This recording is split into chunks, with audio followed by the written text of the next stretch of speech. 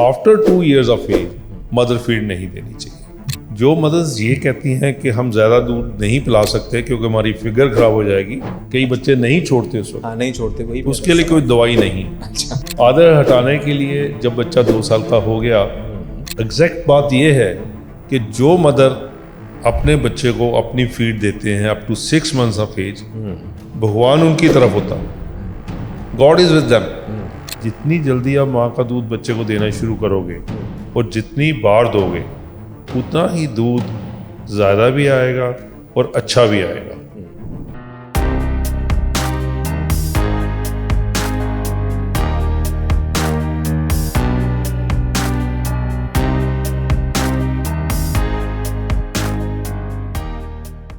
हमारे साथ एक ऐसे स्पेशलिस्ट मौजूद हैं जिनका काम बहुत स्पेशल है, और जैसा कि वो कहते हैं कि बच्चों के लिए कुछ भी करना बच्चों का खेल नहीं है, तो ये बड़ी आसानी से कर लेते हैं। हमारे साथ आज हमारे स्टूडियोज़ में तशरीफ़ फरमा है डॉक्टर मंजीत सिंह भूटानी जी।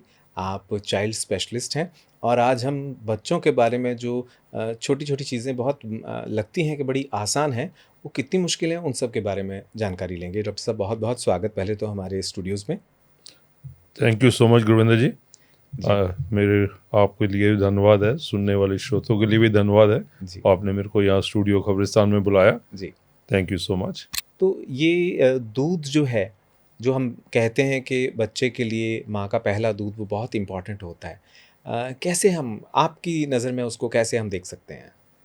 गुरविंदर जी, जो आपने ये पहला ही क्वेश्चन पूछा है कि माँ का दूध बच्चे के लिए बहुत ज़रूरी है और कब से शुरू करना चाहिए, ये बहुत ही इम्पोर्टेंट क्वेश्चन है, जो मैं तो अब बेटियां ही कह सकता हूँ।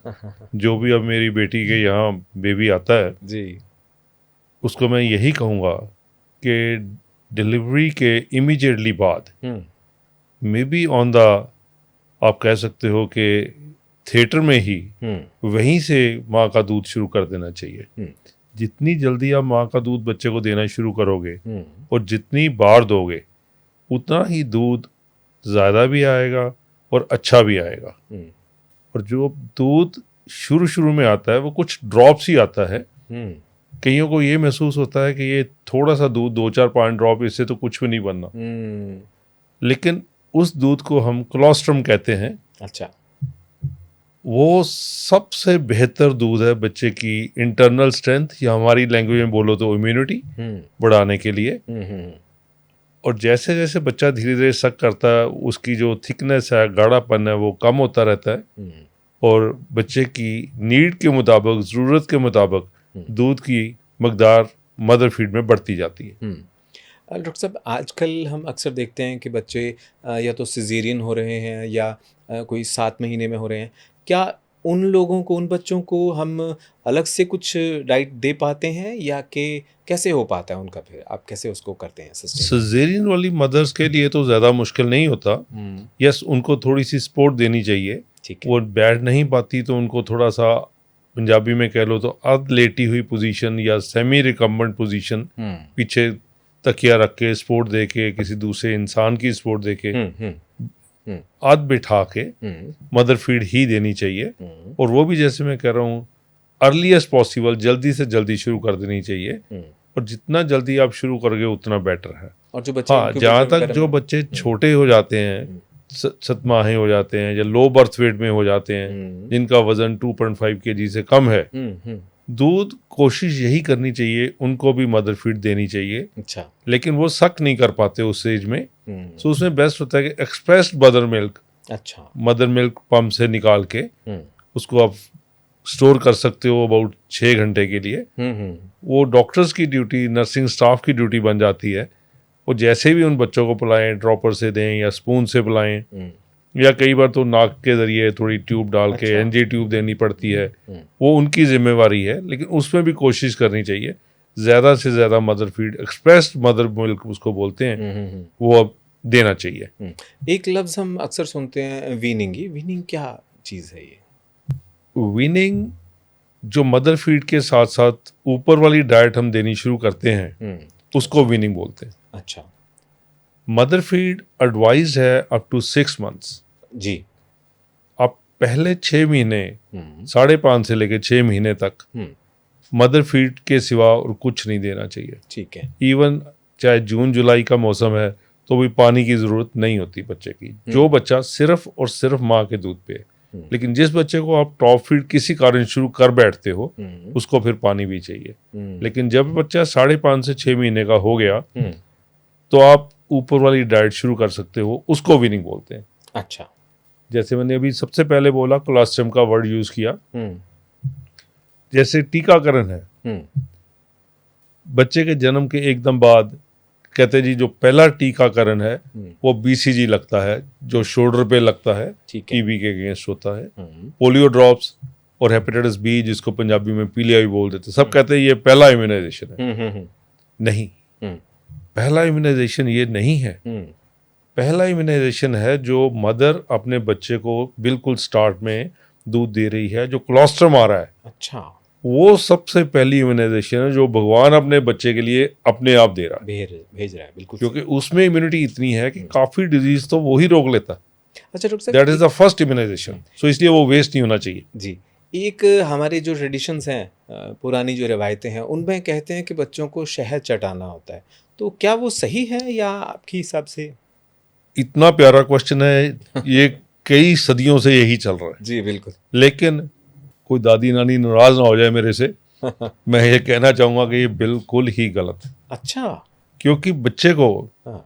1 साल की उम्र तक ना शुगर देनी चाहिए, अच्छा। ना सॉल्ट देना चाहिए, ना ऊपर वाला दूध जैसे गाय का, भैंस का, बकरी का वो देना चाहिए।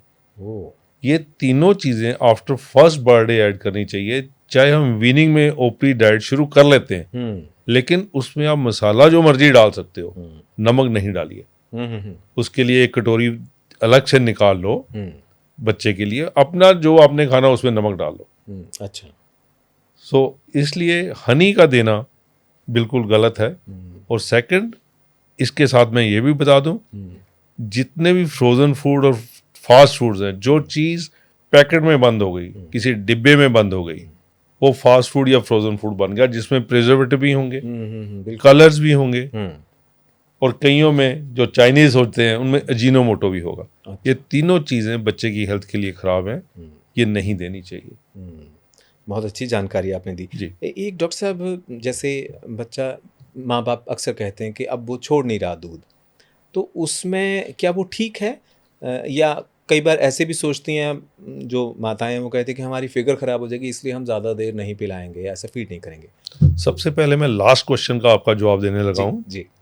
जो मदर्स ये कहती हैं कि हम ज़्यादा दूध नहीं पिला सकते क्योंकि हमारी फिगर खराब हो जाएगी, मैं उनको एक बात बताऊं कि ये उनकी नोशन जैसे शहद देने वाली है वैसे ही ये बिल्कुल गलत है। अच्छा। एग्जैक्ट बात ये है कि जो मदर अपने बच्चे को अपनी फीड देते हैं up to 6 months of age, भगवान उनकी तरफ होता है, गॉड इज विद देम। उसमें क्या होता है कि जितना एक्स्ट्रा फैट बॉडी पे आ रहा है इन प्रेगनेंसी, वो जल्दी डिजॉल्व होता है। अच्छा जी। जितने इंटरनल ऑर्गन्स हैं, यूट्रस है, ब्लैडर है, इंटरनल फैट कोई जमा लिवर के अगेंस्ट हो रहा है, वो भी जल्दी डिजॉल्व होता है और ऑर्गन्स जल्दी अपनी जगह पे वापस रिकवरी। कहने का मतलब ये है कि जो मदर अपने बच्चे को अपनी फीड देते हैं उनकी फिगर कंट्रोल हो जाती है, खराब कभी नहीं होती। अच्छा, ये मतलब मिथ है एक तरह ये से। मिथ है, बिल्कुल 100% मिथ जी। सो और second, God rewards the mothers जो अपने बच्चे को दूध देती हैं। उनमें कई तरह की डिजीज हैं, एलर्जी की, इन्फेक्शंस की, कैंसर की, जो उन मदर्स में कम होती है जो अपने बच्चे को दूध अपना आप पिलाती हैं। तो क्या हम ये कह सकते हैं कि जिस माँ ने अपने बेटे या बच्चे को ज़्यादा देर तक दूध पिलाया है उसकी इम्यूनिटी ज़्यादा रहेगी? Certainly, why not. अच्छा। बिल्कुल ऐसा ही होता है। लेकिन जैसे मैं पहले अभी वीनिंग की बात कर रहा था, पहले 6 महीने मदर फीड ही दो। जितना बच्चे को आप अपने साथ लगाओगे और जितनी बार लगाओगे उतना दूध ज्यादा भी आएगा, क्वालिटी वाइज भी और क्वांटिटी वाइज भी। अच्छा, मतलब उसको छाती से लगाने से भी उसका एक साइंटिफिक बार बार। और वो दूध ज्यादा कैसे आई, कई बच्चियां कह देती हैं कि डॉक्टर साहब मेरे को तो दूध आ ही नहीं रहा। उसमें मैं कुछ पॉइंट्स जरूर बताना चाहूंगा कि क्वालिटी एंड क्वांटिटी दूध की कैसे इंप्रूव करनी है जी, आप वो भी डिस्कस करते हैं अभी। पर आफ्टर 6 मंथ्स क्योंकि अब बॉडी की नीड बढ़ रही है, उस वक्त हम ये वर्ड यूज करते हैं वीनिंग, टॉप फीड, वो ऐड करना शुरू कर लेना चाहिए। ठीक है, ठीक है। और उस वक्त क्या है कि मदर फीड अपने अभी धीरे धीरे कम होनी शुरू होती है। लाइक एक बार दूध पिलाया, एक बार सेमी सॉलिड डाइट दे दी, वो क्या देनी वो भी डिस्कस करते हैं। महीना 2 महीने ऐसे करके उसके बाद एक बार दूध, 2 बार सेमी सॉलिड, ताकि बच्चे का हाइट ठीक रहे, वेट ठीक रहे, बच्चा अनीमिक ना हो, मतलब खून की कमी नहीं आए, बोन्स में कमी ना आए, बोन्स वीक ना हो, जैसे रिकेट्स होती है, विटामिन डी पूरा रहे। धीरे धीरे दूध कम करते जाते हैं। By the age of 1 year, जब बच्चा 1 साल का हो गया, तो मदर फीड सिर्फ 24 घंटे में 2 बार, ज्यादा से ज्यादा 3 बार, इससे ज्यादा नहीं। और मदर फीड सेफली आप दे सकते हो up to 2 years of age. देना उतनी बार ही है, 2 बार 24 घंटे में। ठीक है। After 2 years of age mother feed नहीं देनी चाहिए। कई बच्चे नहीं छोड़ते उस वक्त। नहीं छोड़ते, वही उसके लिए कोई दवाई नहीं है। अच्छा, तो फिर वो आदत है। आदत हटाने के लिए जब बच्चा 2 साल का हो गया, तो जब वो दूध मांगता है उसको कुछ सेमी सॉलिड फूड ऑफर करो, खिचड़ी, दलिया, जो वो कस्टर्ड, खुशी से खा ले। फ्रूट जो खाए वो। नहीं मानता तो उसकी बात नहीं मानो। दे आर सो इंटेलिजेंट, अगर आप इनकी बात मानते रहोगे तो ये दूध नहीं छोड़ेंगे। अच्छा। अगर आप इनकी बात नहीं मानोगे, ग्रैंड मदर ने पकड़ लिया, दादी जी ने, नानी जी ने, फादर ने पकड़ लिया, मदर से दूर ले जाओ, हफ्ता मैक्सिमम 10 डेज, वो आदत निकल जाएगी और बच्चा खाने पीने लग जाएगा और हेल्थ उसकी मेंटेन रहेगी। अब खाने पीने पे आते हैं। फिर आप जब कहते हैं कि वीनिंग और खाना पीना बच्चे का, उसमें क्या देना चाहिए, मौसम के हिसाब से या कैसे होना चाहिए? जी, अब बच्चा 6 महीने का हो गया, उसको अब बॉडी में एनर्जी, कैलोरीज, प्रोटीन्स, उसकी जो है ज़रूरत चेंज हो गई, बढ़ रही है। हाँ, बिल्कुल सही है। बढ़ भी गई, चेंज भी हो गई। सो अकेला माँ का दूध अब उसको नहीं, स्टार्च में फूड चाहिए। अच्छा। जैसे मैं पहले भी कह चुका हूँ, इसी तरह दोबारा बोल रहा हूँ, नमक, चीनी और गाय भैंस का दूध फर्स्ट ईयर ऑफ लाइफ में नहीं देना। आर्टिफिशियल कुछ भी ना हो, नेचुरल कुछ हो तो। हाँ, नेचुरल आप जो मर्जी दो। अच्छा। सेकंड ये है कि जो भी देना है शुरू में up to 7 months of age, mash करके, ग्राइंड करके दो। और उसकी कंसिस्टेंसी ऐसी होनी चाहिए कि अगर स्पून को आप ऐसे उल्टाओ तो स्पून में जुड़े नहीं। अच्छा अच्छा। जो चीज स्पून में स्टिक नहीं कर रही वो देनी, वो गले में भी नहीं करेगी। अच्छा। वो आराम से अंदर को बच्चा निकल जाएगा। जैसे स्टार्ट करिए, दही लीजिए, उसमें थोड़ा सा पानी ऐड करिए, उसको थोड़ा पतला करिए, मूंगी की दाल लीजिए, थोड़ी सा सूप, थोड़ी सी दाल, अकेला सूप नहीं, उससे वेट गेन नहीं होगा। थोड़ी सी दाल, उसको मिक्सी में ग्राइंड करिए या चम्मच कोली में करिए, कंसिस्टेंसी भी बना लीजिए, वो शुरू करिए। यानी जो चिपके ना, चम्मच से नहीं चिपके। फ्रूट जैसे बनाना है, ग्रेप्स हैं, वो आप दे सकते हो मैश करके, चीकू मैश करके दे सकते हो। लेकिन जब मैश करोगे तो अकेला जूस नहीं देना, उसका फाइबर साथ जाना चाहिए। वेट गेन तभी होगा। अगर अकेला जूस पिलाएंगे तो वेट गेन नहीं होगा, ब्लड नहीं बनेगा। जैसे सेब या नाशपाती है, ये थिक हैं, स्ट्रॉन्ग हैं, हार्ड हैं। इसको 2 तरीके हैं, या तो उनको कद्दूकस करिए, थोड़ा पानी डाल के बॉयल करके स्ट्यू सा बन जाएगा, वो पिला दीजिए, या उसको कद्दूकस करके स्टीम दे लो, फिर उसको मैश करके वो खिला दो। अच्छा, कुछ कॉम्प्लेक्स ऐसे आप स्टार्ट कर सकते हो। कुछ चीज़ें होती हैं जो बच्चों को तंग करती हैं और उसको लेकर माँ बाप जो हैं वो ख़ास तौर पे ज़्यादा चिंतित हो जाते हैं, जैसे कि वॉमिट हो जाना या उसको वो अंदर हज़म ना कर पाना। उस स्थिति में माँ बाप ये सोचते हैं कि हम इसको कैसे अब इसको करें, क्योंकि जो दे रहे हैं वो उसको पचा नहीं पा रहा, वो निकाल रहा है, इसमें उसके अंदर कमी हो जाएगी, तो उसमें फिर वो भागते हैं डॉक्टर के पास। तो ऐसी चीज़ों को लेकर सचमुच घबराना चाहिए या कि थोड़ा होल्ड करना चाहिए? मैं इसमें हर किसी घबराहट को दूर करना चाहता हूँ इसी स्टेज पे। अच्छा। देखिए, जब हम बच्चे को पढ़ाना शुरू करते हैं तो ABC सिखाते हैं, काका सिखाते हैं, उड़ाड़ा सिखाते हैं। बिल्कुल बिल्कुल, समय लगता है। जी जी जी। एक ही दिन में तो आता नहीं। बिल्कुल सही। ऐसे ही पहले 6 महीने बच्चे ने दूध ही पिया है, उसको दूध का स्वाद ही पता है, ऊपर वाली चीज का स्वाद पता ही नहीं है। सो जब टेस्ट चेंज होता है तो कई बच्चे एक्सेप्ट नहीं करते। अच्छा। वो इसलिए वॉमिट कर देते हैं। दैट्स, वो डिजीज नहीं है, वो आदत है। जैसे आप एक बार दिया, उसने वॉमिट की, कोई बात नहीं, नेक्स्ट टाइम टेस्ट चेंज करके दो, फिर देखो। जब आप 2-4 दिन 5 दिन दोगे, उसको धीरे धीरे आदत पड़ जाएगी, मुंह का स्वाद बन जाएगा, फिर वो खाने लग जाएगा। उसमें कोई ऐसी घबराने वाली बात होती नहीं है। लेकिन फिर भी अगर कुछ ज़्यादा प्रॉब्लम लगे तो यू शुड अपने डॉक्टर के पास जाने में कोई नुकसान भी नहीं है। लेकिन यूजुअली हैबिट होती है, धीरे धीरे बच्चे पकड़ लेते हैं उसको। एक अर्ली एज में क्या हम बच्चे को चेक कर सकते हैं, माँ बाप को कैसे उसका ध्यान रखना चाहिए? मेरे कहने का मतलब ये है कि क्या बच्चे को सही से नज़र आ रहा है या उसको अच्छे से सुनाई दे रहा है, इसके बारे में कोई एक्सरसाइज या कोई टेस्ट या कोई बचपन में रहते हैं बच्चों के लिए? और फिर मैं माँ बाप के लिए भी पूछूंगा आपसे। जी, जैसे 3 महीने का बच्चा यूजुअली आपकी तरफ देखना शुरू कर देता है। ठीक है। अगर आप अपने ऑफिस में बैठे हो, हिस्ट्री लेनी हो आपको, ये देखने के लिए कि इसको सुनने में कोई प्रॉब्लम तो नहीं है, तो 1-2 क्वेश्चन आप बड़े आराम से पूछ सकते हो कि जब कुकर की विसल बजती है या कोई चीज़ गिरती है या कोई खड़ाका होता है, बच्चा एकदम थोड़ा सा अलर्ट होता है कि नहीं होता। अगर तो मदर बोले ये जब विसल होती है तो ये तो एकदम बैठ जाता है, तो इसका मतलब उसको सुनता ठीक है। ठीक है। अबाउट देखने वाली बात, जो बच्चे लो बर्थ वेट पे आ जाते हैं, लो बर्थ वेट वाले बच्चे हम कहते हैं 2.5 kg से जिनका वेट कम होता है, उनके लिए हम नॉर्मली आई टेस्ट करवाते ही हैं ज़रूरी। और उस टेस्ट को ROP कहते हैं, जिसमें उसका रेटिना या पंजाबी में आप कह लीजिए आंख का पर्दा चेक कर लेते हैं। उससे पता चल जाता है कि इसमें मैच्योरिटी जो है पूरी हो रही या नहीं हो रही। वो फिर हम यूजुअली आई सर्जन के पास ही रेफर करते हैं।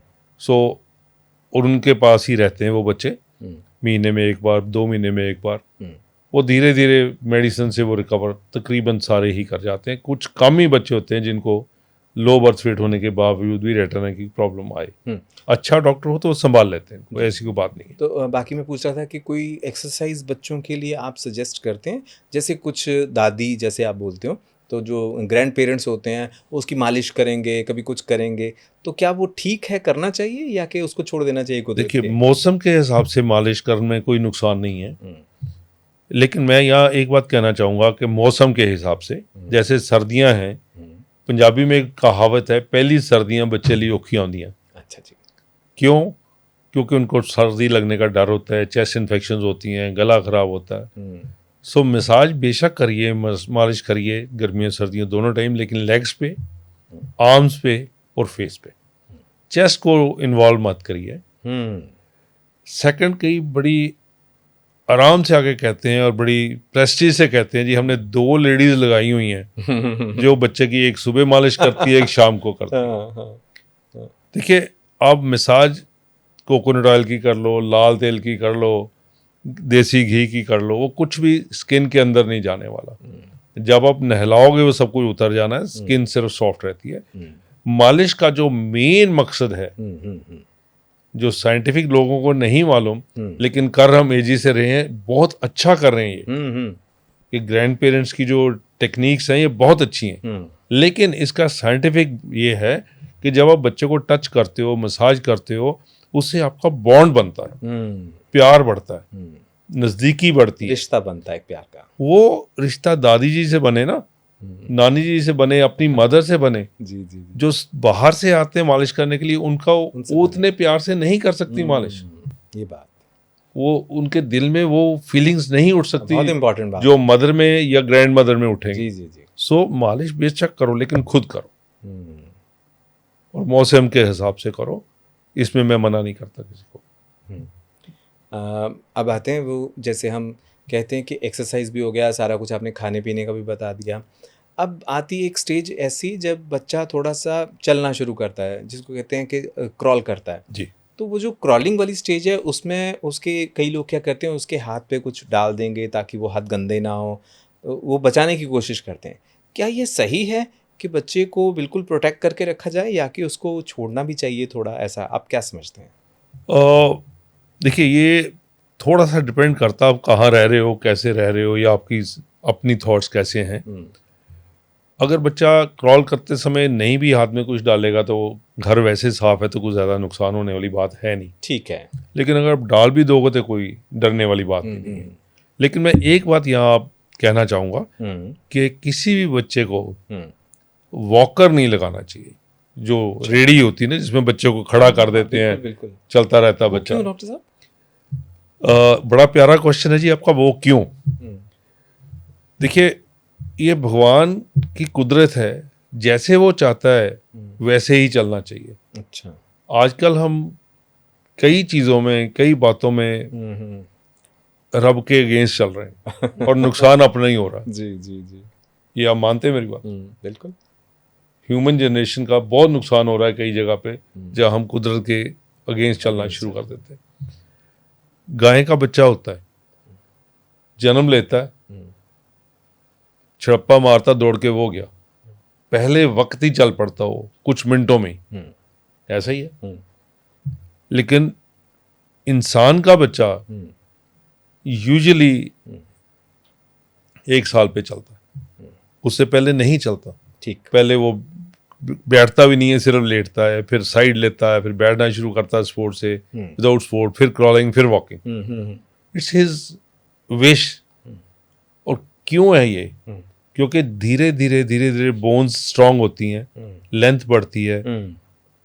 गॉड विशेस कि इनको चलाना तब है जब इनके बोन के भी पूरी स्ट्रेंथ आए, and that is complete by 1 year of age. ठीक है। सो जब हम उसके अगेंस्ट चलते हैं, 2 नुकसान होते हैं। एक तो जो लोअर लेग है, जिसको हम पिनियों वाली निकल कह देते हैं, या जो नी के नीचे वाली है, घुटने के नीचे वाली है जी, उसमें बोइंग हो जाती है, थोड़ी सी बोन टेढ़ी हो जाती है, जो दोबारा ठीक नहीं होती। अच्छा। सेकंड, आगे तो बहुत इंजरी होती थी, लेकिन अब वॉकर का जो डिज़ाइन है, क्वालिटी है, बहुत इम्प्रूव हो गई है। लेकिन फिर भी अभी भी इतनी सारी इम्प्रूवमेंट होने के बावजूद भी मैं अपनी प्रैक्टिस में ज़्यादा नहीं तो साल में 2 से 3 बच्चे ज़रूर देखता हूँ जो वॉकर में से गिरते हैं। अच्छा। और यूजुअली उनके फेस के ऊपर चोट आती है, लिप्स पे, टीथ पे, किसी का टीथ टूट गया, किसी के लिप्स फट गए, तो फिर ब्लीडिंग, स्टिचिंग, सारा परिवार का दौड़ना, वो इमरजेंसी हो जाती है। सो जो भगवान चाहता है 1 साल पे चलना, तो 1 साल पे चलने दो, जल्दी चला के करना भी क्या है। बिल्कुल सही है। और वो भी कहते हैं ना, जैसे धीरे धीरे रे मना धीरे सब कुछ होए, है ना, माली सींचे 100 घड़ा रुताए फल होए। तो ये समय के हिसाब से ही चलने तो अच्छा। बिल्कुल। अच्छा, अब समय तो बदल गया है। अब मेरा आखिरी सवाल आपसे लगभग ये है कि अब आर्टिफिशियल इंटेलिजेंस आ चुकी है। हम लोग क्या करते हैं कि किसी समय था, पेरेंट्स के बारे में आप कहते थे कि जो प्रेग्नेंट लेडीज़ हैं उनको अच्छी चीज़ों को देखना चाहिए, सुनना चाहिए, अच्छे विचार धारण करने चाहिए, ताकि बच्चे के ऊपर जो है अच्छा असर पड़े। अब तो माँ बाप जो हैं वो सब लोग मोबाइल को देखते हैं और मोबाइल से ही जुड़े रहते हैं। तो और बच्चों को भी हम लोग मोबाइल दे देते हैं बहुत छोटी एज में। तो क्या ये आर्टिफिशियल एज जो चल रही है वो सचमुच आपके हिसाब से सही चल रहे हैं हम लोग, या कि हमें कुछ थोड़ा उसको बचना चाहिए? देखिए, ये आपका क्वेश्चन ऐसा क्वेश्चन है जी। कि जिसका बिना फ्रैंकली जवाब दिए मैं रुक नहीं पाऊंगा। जी। जब बच्चा 3 महीने का हुआ, 2 महीने का हुआ, महीने का हुआ, मदर्स क्या करती हैं, ले बेटा दूध पी, ले बेटा दूध पी, अब खाना शुरू करना, ले बेटा दाल खा, मैं तेरे को मोबाइल दिखा रही हूँ, कार्टून लगा देती हूँ। वो सबसे गलत है। अच्छा। देखिए, जो ब्रेन की टेक्निकल मैं आपको बताता हूँ, जो ब्रेन की डेवलपमेंट है वो पहले 100 डेज सबसे फास्ट, अच्छा, आफ्टर बर्थ, और पहले 1000 डेज में ब्रेन की डेवलपमेंट पूरी हो जाती है। अच्छा। उसके बाद ब्रेन की डेवलपमेंट नहीं होती। और जितना आप इलेक्ट्रॉनिक इसके पास रखोगे, चाहे वो टीवी है, चाहे मोबाइल है, चाहे लैपटॉप, उसकी डेवलपमेंट में आप हैम्पर कर रहे हो, उसको नुकसान कर रहे हो, फायदा नहीं दे रहे हो। अच्छा। सेकंड, जब आप कार्टून्स दिखाते हो तो बच्चे के कान में से जो रिदम जाती है, ब्रेन में जो एडजस्टमेंट हो रही है, वो कार्टून की वॉइस जा रही है। बाद में वो कार्टून जैसे ही बोलेगा, अच्छा अच्छा, फिर मदर सोचती हैं, पेरेंट्स सोचते हैं भी ये क्या हो गया, तो बोलता नहीं ठीक ढंग से। तो और कुछ डिजीज ऐसी आ रही है जो साइंटिफिकली प्रूव हो रही हैं कि वो ब्रेन सेल्स को वीक कर रही हैं। अच्छा। रेटिना जो आंख का पर्दा उसको कमज़ोर कर रही हैं। इसलिए मैं तो हर किसी को यही एडवाइस करता हूँ कि जब बच्चा बॉर्न होता है, टीवी और कोई भी इलेक्ट्रॉनिक चीज़, खास करके मोबाइल, नहीं दो। देखो, बाप बच्चे को फीड दे रहे हो तो आपकी कंसंट्रेशन फीड देने में होनी चाहिए, मदर की। एक तरफ अगर बच्चे को आप फीड दे रही है मदर, दूसरी तरफ फ़ोन सुन रही है, तो आप बताइए कि उसकी कंसंट्रेशन फ़ोन पे होगी क्या फीडिंग पे होगी? सही बात है। फ़ोन पे होगी ना? जब फ़ोन पे होगी तो ये लेट डाउन रिफ्लेक्स है जो ब्रेन से चलता है, मदर के निप्पल तक आता है। जब बच्चा सक करता है तो वो फीड आनी शुरू हो जाती है, यानी सब कनेक्टेड वो है। लेट डाउन रिफ्लेक्स ही खत्म हो जाएगा, दूध नहीं आएगा, कम हो जाएगा, फिर मुश्किल आएगी। आखिरी सवाल आपसे, जो छोटे बच्चे होते हैं उनका माँ के साथ जो कनेक्शन होता है वो उसकी वो नाड़ के साथ रहता है। जी, तो हमारे घरों में दादियाँ या जो बड़े रहते हैं वो नाड़ू की देखभाल के लिए बहुत कुछ करते हैं, कभी कुछ लगाया कभी कुछ, उसमें आप कुछ कहना चाहेंगे कि या उसको नेचुरली उसको रहने देना चाहिए? देखिए, जो भी डिलीवरीज होती हैं नॉर्मली हॉस्पिटल में होती हैं अब, हम्म, हम्म, और वो बहुत अच्छे ढंग से होती हैं। पूरी उसमें सफाई का ध्यान रखा स्टेरलाइज्ड जाता होता है है, सारा। स्टरलाइज होता है, जो पिन भी लगाते हैं वो भी स्टरलाइज होता है। आगे धागा बांध देते थे, कुछ करते थे, अब वो भी सिस्टम नहीं है, क्लिप लगा देते हैं, एवरीथिंग स्टरलाइज। उसमें कुछ डरने वाली करने वाली बात होती नहीं है। पर फिर भी because even after delivery this is one point जो अम्बिलिकल कॉर्ड से सीधा नीचे बॉडी में जुड़ रहा है, सो इसकी सफाई का ख्याल रखना तो बहुत ही ज़रूरी है। वो कैसे मतलब? स्टरलाइजेशन होने के बावजूद सिंपल पानी लीजिए अच्छा। कॉटन के साथ, उसको डेली साफ कर दीजिए, ना उसमें डिटॉल वगैरह कुछ ना डालें? कुछ ज़्यादा करने की ज़रूरत है ही नहीं। अच्छा। अगर बाई चांस फिर भी कुछ लगे, कोई इन्फेक्शन हो रही है या कुछ हो रहा है, तो that should be treated immediately, अच्छा। बिकॉज उससे जो इन्फेक्शन अम्बिलिकल स्टम्प से होगी वो सबसे सीरियस होती है। ओह, उसका सो खास ध्यान रखने की। बिल्कुल उसकी सफाई का खास ख्याल रखना चाहिए, सो ताकि वो गंदगीपन में नहीं जाए।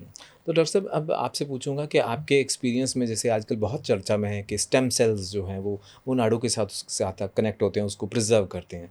क्या आप देख रहे हैं, क्या हमारे पंजाब में और यहाँ पे भी ये चलन शुरू हो चुका है या नहीं अभी? नहीं, ये तो काफ़ी स्टेम सेल तो काफ़ी देर से चल रहे हैं इनकी, पर हर कोई अफोर्ड नहीं कर पाता, they because they are very expensive to अच्छा। Be preserved.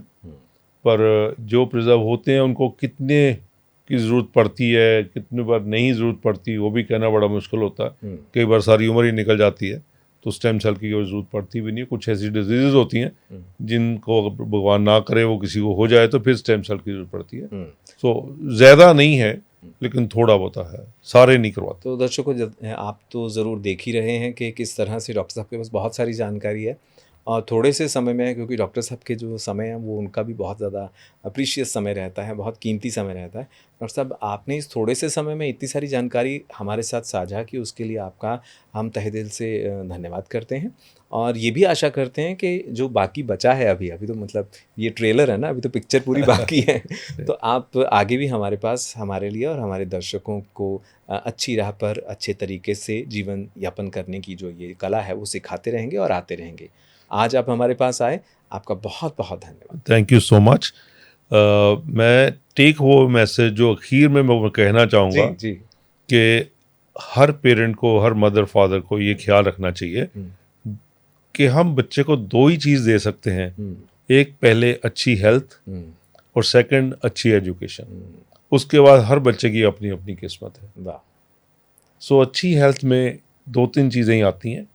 एक मदर फीड स्टार्ट में, उसके बाद वीनिंग कैसे देनी है, क्या देना है, क्या नहीं देना, और सेकंड जो है वो इम्यूनाइजेशन जिसको हम टीकाकरण कहते हैं। आज तो ब्रेस्ट फीडिंग और वीनिंग के बारे में बात हुई, फिर भी अगर कोई क्वेश्चन इनका हो किसी का भी तो आपको सबको पता होगा गुरविंदर जी से कैसे कांटेक्ट करना है, बिल्कुल सारे वो दर्शक आपसे इनसे कांटेक्ट कर सकते हो। आंसर के लिए अगली बार हाजिर हो जाएंगे। बहुत सो अगर मौका कहीं बना तो नेक्स्ट टाइम फिर टीकाकरण इम्यूनाइजेशन के बारे में भी बात करेंगे। बिल्कुल करेंगे। जरूर। और इसी के साथ दर्शकों आपका बहुत बहुत धन्यवाद, आपने हमारे प्रोग्राम को इतने प्यार से देखा और अब समय है कि इस सारे प्रोग्राम के बारे में आपकी क्या राय है और अगर आपके पास कोई सवाल हैं, कोई सुझाव हैं, उन्हें भी आप हमारे साथ साझा कर सकते हैं। आपके पास कमेंट करने की ताकत है, उस ताकत का भरपूर इस्तेमाल कीजिए। इस प्रोग्राम को देखिए, सुनिए, शेयर कीजिए, लाइक कीजिए और साथ में ढेर सारे कमेंट हम आपके लिए मौका दे के जा रहे हैं कि आप उसको ढेर सारे कमेंट जो हैं वो आप करें ताकि हमारी भी हौसला अफजाई हो और हम डॉक्टर साहब को जल्दी से आपके पास फिर से लेकर आ पाएँ। आज के इस प्रोग्राम में बस इतना ही। धन्यवाद आपका, आपने हमें इतनी देर देखा, सुना। आपका बहुत बहुत शुक्रिया। धन्यवाद। थैंक यू, धन्यवाद जी।